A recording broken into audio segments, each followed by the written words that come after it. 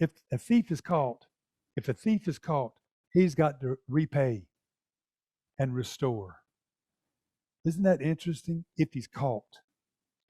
Now, I just believe Satan does not want you to catch him. He does not want you to recognize that he's been involved in some area of your life because he doesn't want you to bring him before the court of heaven, plead the blood of Jesus over your life, and say, Lord, look what he has stolen. I'm, I'm requesting judgment on this situation and restoration. You see, I believe God wants us to go before heaven and know that God wants to fix things up.